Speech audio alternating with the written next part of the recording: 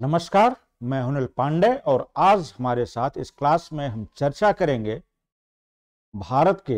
आधुनिक भारत के इतिहास में तीन बहुत ही महत्वपूर्ण युद्धों के बारे में। इन तीनों ही युद्धों में एक तरफ तो अंग्रेज लड़ रहे थे, लेकिन दूसरी तरफ एक युद्ध में अंग्रेजों के प्रतिद्वंदी फ्रांसीसी थे और बाकी दो युद्धों में उनके प्रतिद्वंदी थे भारतीय शासक। ठीक, और ये तीन युद्ध थे कर्नाटक, प्लासी और बक्सर के। जहां कर्नाटक के युद्धों ने तीन युद्ध हुए थे, उन युद्धों ने जहां भारत में जो यूरोपीय शक्तियों के बीच प्रतिद्वंदिता चल रही थी, उसमें अंतिम रूप से लड़ने वाली दो शक्तियों ब्रिटेन और फ्रांस के बीच यह तय किया कि अब भारत पर अधिकार ब्रिटेन का होगा, अंग्रेजों का होगा, न कि फ्रांसीसियों का। वहीं बाकी दो युद्धों में अंग्रेजों ने या ब्रिटिश लोगों ने भारतीय शासकों के विरुद्ध युद्ध करके यह सिद्ध कर दिया कि अब धीरे धीरे भारत में उनके साम्राज्य विस्तार का रास्ता खुल गया है। हालांकि हमें ध्यान में रखना चाहिए कि अंग्रेजों ने राजनीतिक शक्ति का विस्तार या राजनीतिक शक्ति पाने की जो कोशिश की, उसके मूल में केवल यह था कि राजनीतिक सत्ता हासिल कर लेने के बाद भारत के आर्थिक शोषण के लिए उनका रास्ते निर्बाध रूप से खुल जाएंगे और कोई भी देशी या विदेशी ताकत उनके इस रास्ते में आड़े नहीं आएगी। तो अगर इस युद्ध के बारे में हम थोड़ी सी इसकी पृष्ठभूमि देखें, इसकी भूमिका देखें, तो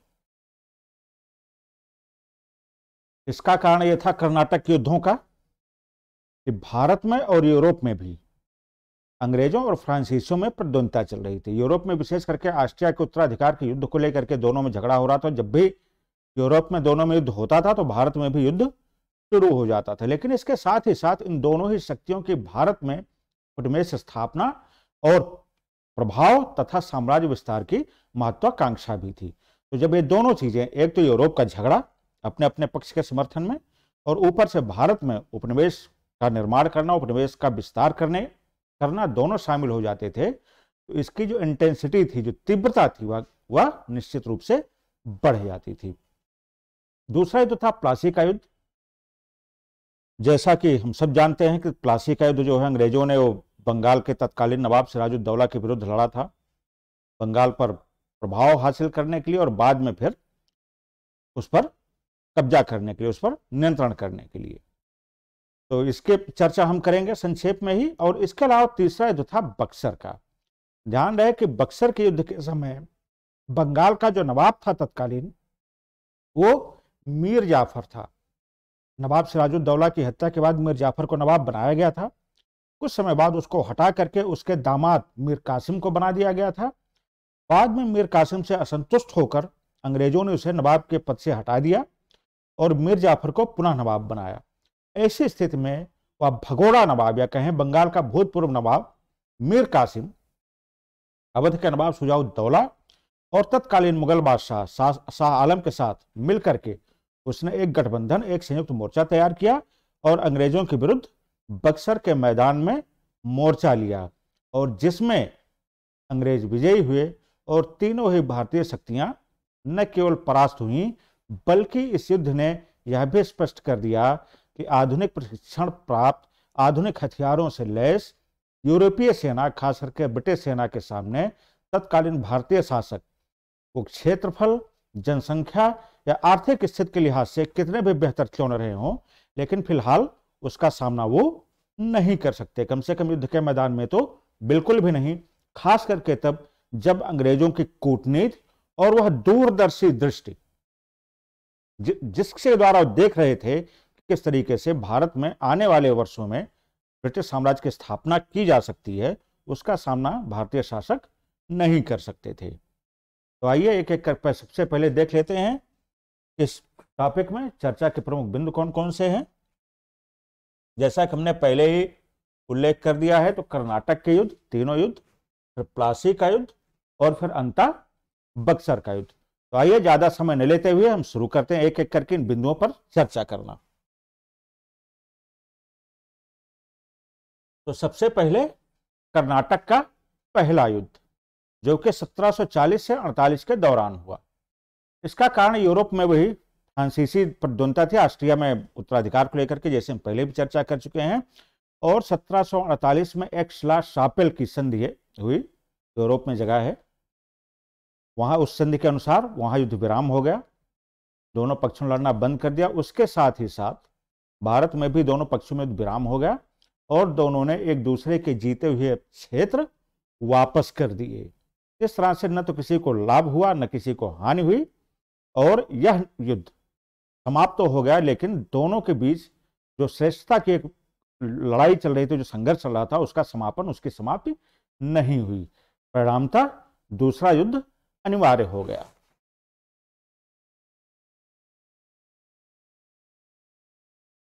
दूसरा युद्ध फिर होता है 1749 से 1754 के दौरान, और यह युद्ध भी अनिर्णित ही रहा। युद्ध तो अनिर्णित रहा, लेकिन दक्षिण भारत में फ्रांसीसियों के प्रभाव में अच्छी खासी कमी हुई। इन सारे बिंदुओं पर थोड़े विस्तार में हम चर्चा करेंगे अलग से कर्नाटक युद्धों वाली टॉपिक में, जिसमें विशेष करके हम कर्नाटक युद्धों के बारे में ही चर्चा करेंगे। तो अभी संक्षेप में यही जानना जरूरी है कि दूसरा युद्ध भी अनिर्णित ही रहा, लेकिन फ्रांसीसियों का न केवल प्रभाव कमजोर हुआ बल्कि उनकी शक्ति भी कमजोर होने लगी। तीसरा युद्ध जो 1758 से 1763 तक चला और जिसे वान डिवास के युद्ध के नाम से भी जाना जाता है, ठीक, इसका कारण पुनः यूरोप में अंग्रेजों और फ्रांसीसियों के बीच युद्ध था। पेरिस की संधि 1763 में जो हुई थी उसके द्वारा यह समाप्त हुआ था और इस युद्ध में अंग्रेजों की निर्णायक जीत हुई थी। इसी युद्ध में ब्रिटिश सैनिक कमांडर आयरकोट के सामने फ्रांसीसी कमांडर काउंट डी लाली ने समर्पण कर दिया था और उसके बाद फिर डुप्ले को वापस बुला लिया गया और फ्रांसीसी जो महत्वाकांक्षा थी भारत में साम्राज्य स्थापना की, उपनिवेश विस्तार करने की, वह भी लगभग समाप्त हो गई। तो फ्रांसीसियों को उनके कुछ क्षेत्र वापस कर दिए गए, लेकिन उस क्षेत्र की किलेबंदी या उसके किसी तरीके के सैन्य इस्तेमाल पर रोक लगा दी। तो इस तरीके से निर्णायक रूप से इस तीसरे युद्ध ने फ्रांसीसियों को पीछे धकेला और अंग्रेज प्रभाव और शक्ति के मामले में आगे बढ़ चले।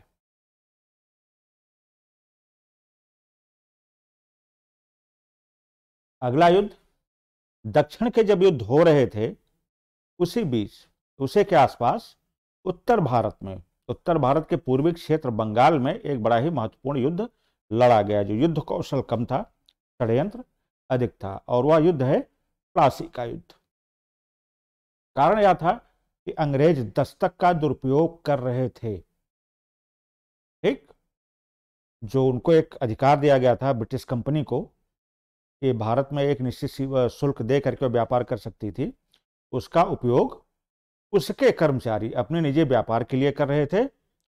इसके अलावा वे कलकत्ते की घेराबंदी भी कर रहे थे। कलकत्ते की घेराबंदी तो कर ही रहे थे, इसके साथ साथ नवाब सिराजुद्दौला के जो प्रतिद्वंदी लोग थे, जो उसके विरुद्ध दरबार में षड्यंत्र करते रहते थे उसको गद्दी से हटाने के लिए, उनके साथ भी अंग्रेजों के काफी संबंध हो चले थे, संपर्क रहता था, बातचीत होती थी। इस चीज ने सिराजुद्दौला के कान खड़े किए। तो जब सिराजुद्दौला ने देखा कि अंग्रेज जो है वो लगातार हमारे विरोधियों के साथ मिल रहे हैं और हमारे विरुद्ध षड्यंत्र में शामिल हैं, तो सिराजुद्दौला ने इनके विरुद्ध एक अभियान करने का निर्णय लिया। सबसे पहली घटना 1756 में सिराजुद्दौला ने कासिम बाजार और कलकत्ता पर अधिकार कर लिया। अंग्रेज कहां चले गए? भागकर बंगाल की खाड़ी में फुल्टा आइलैंड, फुल्टा द्वीप पर, और कलकत्ता का नाम बदलकर अलीनगर कर दिया। तो अगर कभी अलीनगर की संधि आए तो ध्यान रहे, जो फरवरी 1757 में हुई थी, तो ध्यान रहे कि अलीनगर की संधि और कहीं नहीं हुई थी बल्कि वह कलकत्ता में ही हुई थी। लेकिन ध्यान रहे कि इसी बीच अंग्रेजों के साथ एक ऐसी दुर्घटना हुई जिसको ब्लैक होल दुर्घटना भी या कृष्ण विवर दुर्घटना भी कहा जाता है, ब्लैक होल ट्रेजेडी। इस घटना का एकमात्र गवाह एक अंग्रेज था जिसका नाम हैमिल्टन था, ठीक।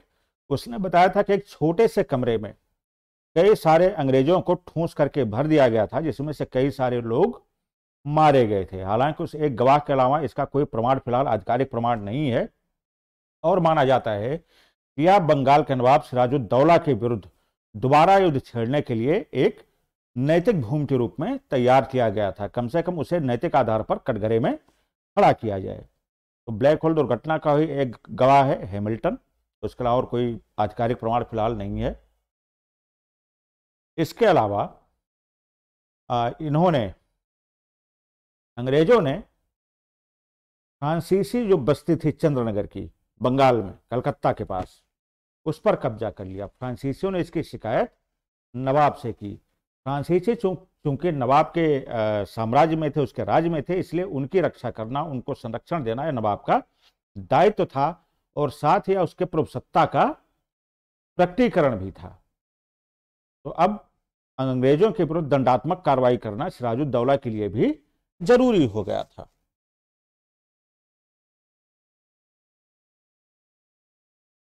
दोनों के विरुद्ध युद्ध हुआ प्लासी के मैदान में, जिसमें सिराजुद्दौला हार गया, युद्ध क्षेत्र से भाग चला और ऐसे में उसका पीछा करते हुए उसके सेनापति, उसके प्रमुख सेनापति मीर जाफर के पुत्र मीरड ने पकड़कर उसकी हत्या कर दी।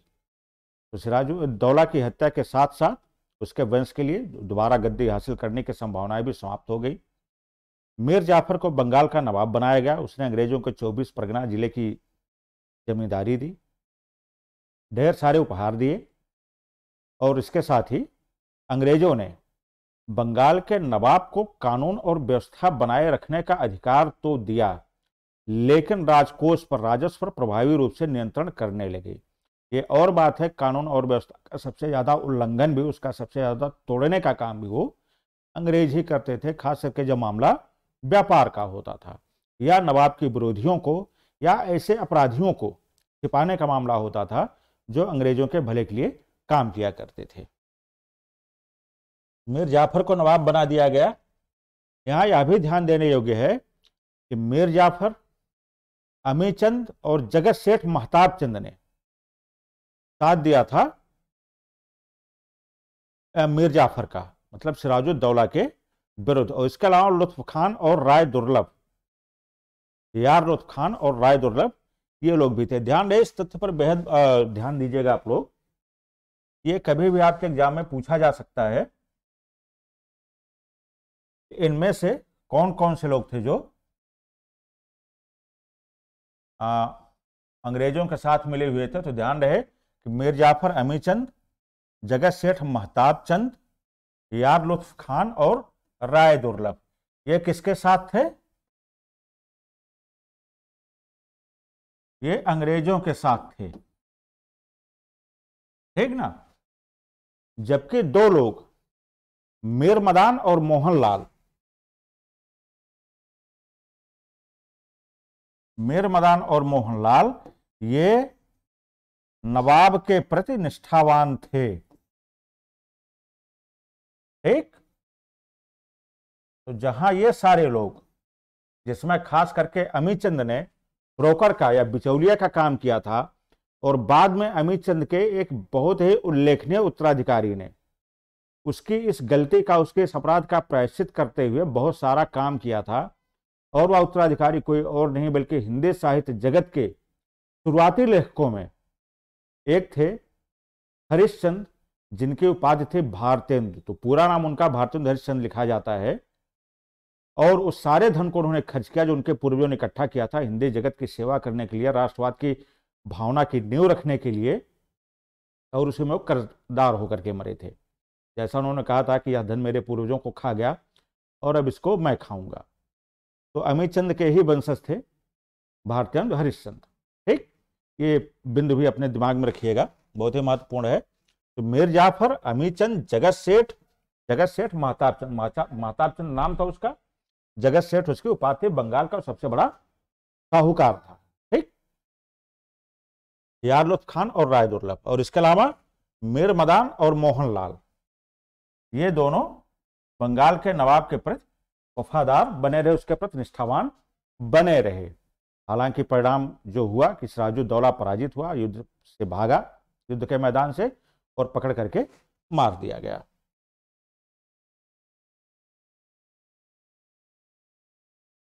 तो इसके साथ हम आगे बढ़ते हैं।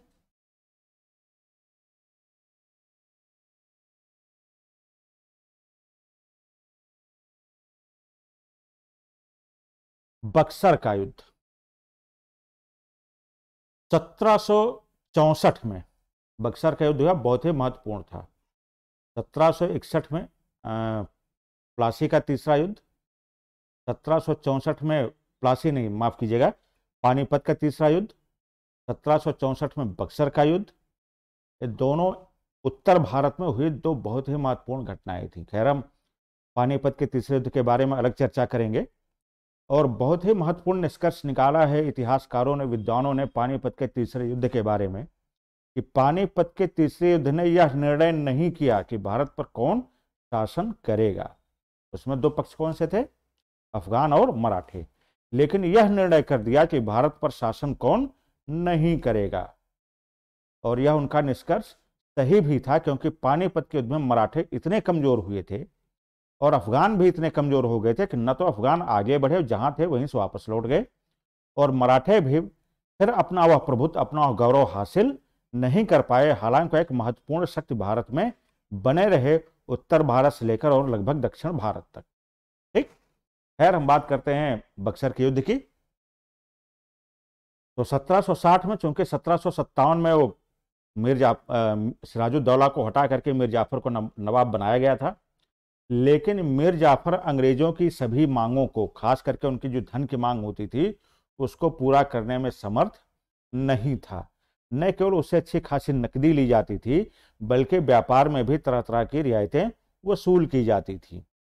तो 1760 में मीर जाफर को गद्दी से हटा करके उसके दामाद मीर कासिम को बनाया गया। मीर कासिम ने कुछ सैन्य सुधार किए, राजधानी अपनी मुर्शिदाबाद से हटाकर मुंगेर स्थानांतरित की, मुंगेर में हथियार बनाने का कारखाना लगाया। इसके अलावा उसने एक बहुत ही महत्वपूर्ण निर्णय लिया। वह निर्णय क्या था कि एक तो दस्तक का जो अधिकार था अंग्रेजों का, उसको मानने की उसकी इच्छा नहीं थी, वो आनाकानी करता था, बहुत ज्यादा रियायत नहीं देता था। दूसरे, जब यह देखा कि अंग्रेज मनमाना व्यापार कर रहे हैं दस्तक की आड़ में और बिना कर दिए व्यापार कर रहे हैं, जबकि भारतीय जो व्यापारी थे उनको कर देना पड़ता था, तो उसने बहुत ही महत्वपूर्ण निर्णय लिया और भारतीय व्यापारियों पर से भी कर हटा दिया। उसने शुल्क माफ कर दिया, कहा ठीक है, अब भारतीय व्यापारी अंग्रेज व्यापारियों के बराबर आ जाएंगे। जाहिर सी बात है अंग्रेज इसे बर्दाश्त नहीं कर सकते थे, क्योंकि इससे न केवल भारत में बल्कि लगभग यूरोप तक का जो उनकी माल की आपूर्ति की श्रृंखला बनी हुई थी, जो लाइन थी, जो चेन थी, उसमें भारतीय व्यापारी उनके प्रतिद्वंदी हो सकते थे। यह चीज चूंकि उन्हें स्वीकार्य नहीं थी, तो यह भी एक कारण बना।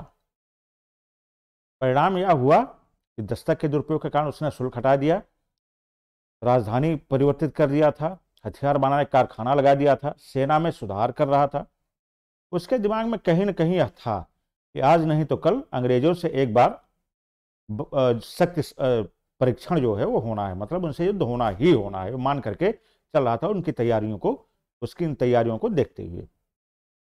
मीर कासिम को भी उन्होंने हटा दिया, मीर जाफर को दोबारा नवाब बनाया। तो ध्यान रहे कि बक्सर के युद्ध के समय बंगाल का जो नवाब था वो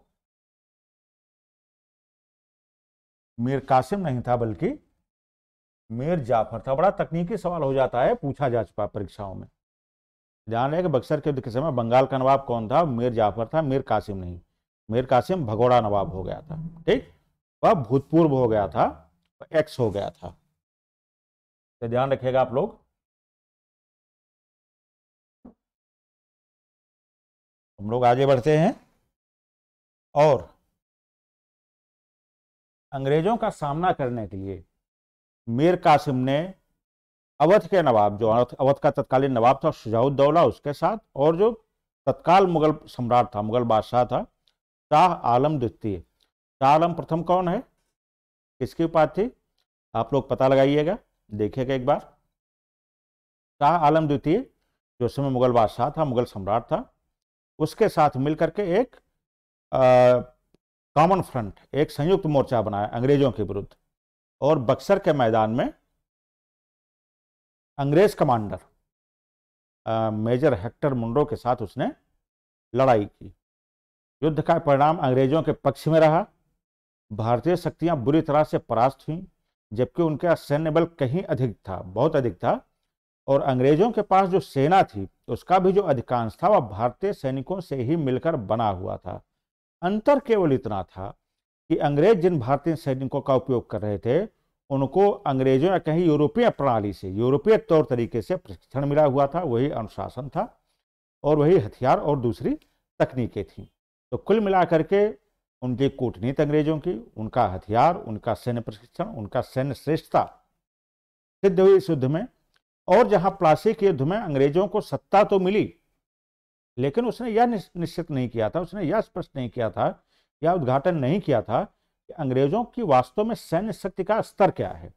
बक्सर के युद्ध ने उसका उद्घाटन कर दिया। बक्सर के युद्ध ने सिद्ध कर दिया कि यदि यूरोपीय तकनीक से, यूरोपीय तौर तरीकों से भारतीय सैनिकों को भी प्रशिक्षित किया जाए तो भी दुनिया के बेहतरीन लड़ाके, बेहतरीन सैनिक बन सकते हैं। ध्यान दें, इस चीज का अंग्रेजों ने बड़ा लाभ उठाया था आगे चल करके।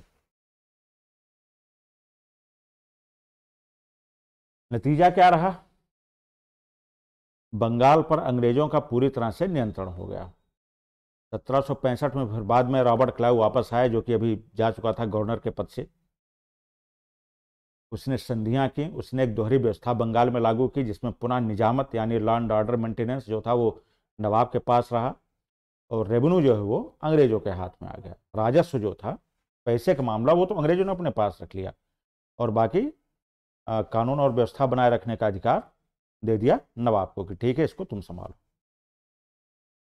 जाहिर सी बात है इसका बुरा ही असर होना था, क्योंकि कानून और व्यवस्था बनाए रखने के लिए जो धन की जरूरत होती थी, कितने सैनिक लगेंगे, कितने सिपाही लगेंगे, कौन से अदालतें लगेंगी, उसके लिए तो अंग्रेजों के ऊपर निर्भर था। तो उस काम को भी वो ढंग से नहीं कर सकता था। बाद में फिर वारेन हेस्टिंग्स ने इस दोहरी व्यवस्था को भी हटा दिया, जो कि और तत्कालीन जो नवाब था मीर जाफर का बेटा नजमुद्दौला, उसको हटा दिया पद से नवाब के, और पूरी तरह से अंग्रेजों ने बंगाल का नियंत्रण अपने हाथों में ले लिया। लेकिन अभी बात की बात ये थी, मुगल बादशाह जो था शाह आलम, वह अंग्रेजों का पेंशनर बन गया। 26 लाख रुपए वार्षिक पेंशन दे दी गई उसको, एक एनुअल जो है पेंशन दे दी गई, ठीक है तुम्हें मिलता रहेगा। और बदले में उसने अंग्रेजों को बंगाल, बिहार और उड़ीसा की दीवानी, दीवानी का मतलब वही रेवेन्यू कलेक्शन, राजस्व संग्रह का अधिकार दे दिया। ठीक, क्योंकि कुछ भी हो, मुगल बादशाह का साम्राज्य तो अखिल भारतीय था ही स्वभाव में। मराठों का चाहे जो प्रभाव रहा हो, चाहे जितने निर्णायक रहे हों, लेकिन औपचारिक स्वीकृत वे भी मुगल सम्राट से ही लिया करते थे। कारण यह था कि मुगलों का खास करके उत्तर भारत में जो साम्राज्य विस्तार रहा था और जो लंबे समय तक चला था, अकबर से शुरुआत हुई, फिर जहांगीर, फिर शाहजहां, फिर औरंगजेब, उसके बाद बहादुर शाह प्रथम, तो इन सब ने मिलकर के भारतीय जनमानस में मुगलों की वैधता को स्थापित कर दिया गया था। यानी किसी भी क्षेत्रीय शक्ति को, किसी भी शासक को, भले मुगलों से उससे कितना ताकतवर क्यों ना हो, अगर उसे वैधता प्राप्त करनी होती थी, उसे लीगल सर्टिफिकेट लेना होता था, वैलिड साबित करना होता था अपनी एक्टिविटीज, अपने कार्यकलापों को, उसे वह प्रमाण पत्र मुगल बादशाह से ही लेना पड़ता था।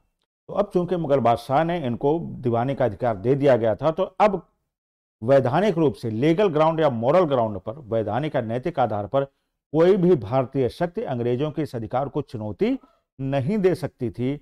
और अगर देती तो मुगल बादशाह के अधिकार क्षेत्र में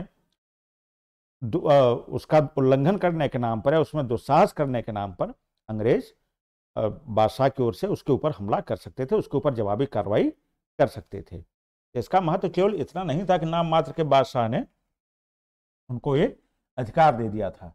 इस अधिकार की सबसे बड़ी विशेषता यह थी कि यहां पर जो अधिकार दिया था उसने इनको नैतिक और वैधानिक वैधता दे दी, लीगल और मॉरल लीगलिटी दे दी अंग्रेजों को, यह खासियत थी। तो ध्यान रहे, सिर्फ इसका सांकेतिक महत्व तो नहीं है, इसका बहुत एक गहरा निहितार्थ था, खास करके रणनीतिक मामलों में। क्योंकि अब कोई भी भारतीय शक्ति जो है यह दावा नहीं कर सकती थी कि अंग्रेज मनमानी कर रहे हैं वहां, क्योंकि जाहिर सी बात है उनको अधिकार तो मुगल बादशाह ने दिया था। यह था कुल मिलाकर के मामला। बाद में हम कर्नाटक युद्धों पर अलग से एक बार चर्चा करेंगे, विस्तार में चर्चा करेंगे, बहुत ही महत्व है उनका और उनके बारे में विस्तार से भी प्रश्न पूछे जाते हैं। जो बहु कथनात्मक प्रश्न भी होते हैं, मल्टी स्टेटमेंट बेस्ड। ठीक, इसके अलावा मुख्य परीक्षा में भी, आप प्रधान परीक्षा में भी उस सब प्रश्न आ सकते हैं। तो तब तक के लिए हम फिर मिलते हैं अगली क्लास के लिए। ईश्वर आपको सफलता दे। नमस्कार।